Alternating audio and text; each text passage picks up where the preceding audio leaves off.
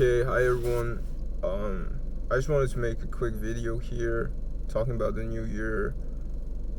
Obviously, it's the new year. Everyone has all of these goals, all of these aspirations that they want to accomplish, right? But I think that it's really important to think about how you can set yourself up for success, because we all know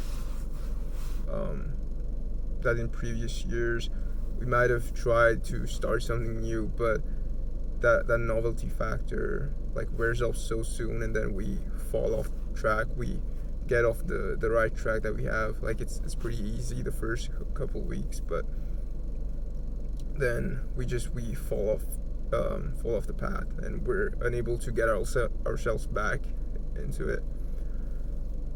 So the first thing to think about, I think, is what makes New Year's resolution so powerful.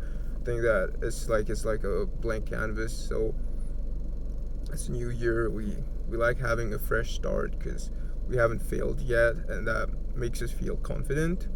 And it's often the first failure or the first few failures that's gonna get a lot of people distracted from their goals.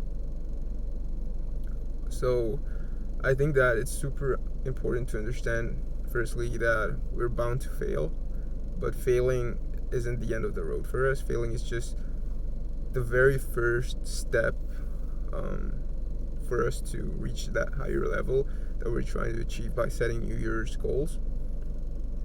So, in whatever aspect of your life that is, whether you're trying to get in shape, you're trying to get your finances right, or you're trying to find a partner, or anything, you're trying to send your kids to school, you're trying to just make ends meet, trying to find a job, trying to find a new house, whatever it is, you're probably gonna face failure at some point, and it's oftentimes very hard hitting on the confidence, because you've been like going so hard. Like, say you're trying to get into better shape, you've been eating healthy, you've been hitting the gym, but then that very first failure is so heartbreaking, because you had such a perfect run before that, but now it's kind of like stained by this one failure.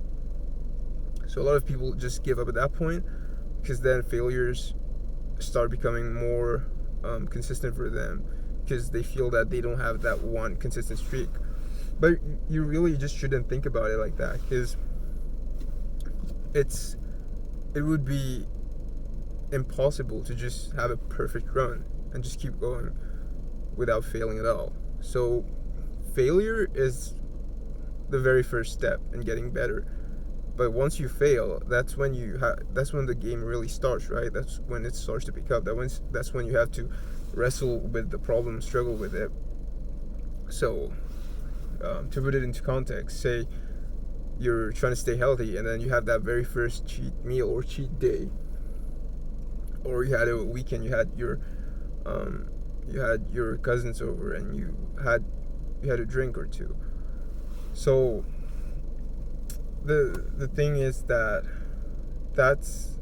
like the first step of it. Now you have to go into it and figure out, like, okay, what can be tweaked here, what can be optimized, what can be made like more efficient. So for example, say that your goal is to stay off alcohol. So maybe you have to go back and analyze, maybe there was a certain trigger that night that made you drink. Or if you're trying to stay off junk food, you have to think about that maybe there was, again, a certain event in your life that made you feel a certain emotion, and then you had to use food as a way to cope with that emotion. And I'm not saying that any of these things are things that you should be doing, right? I'm not saying that any of these things are things that you should. What the fuck? Why is this guy just like parking right next to me?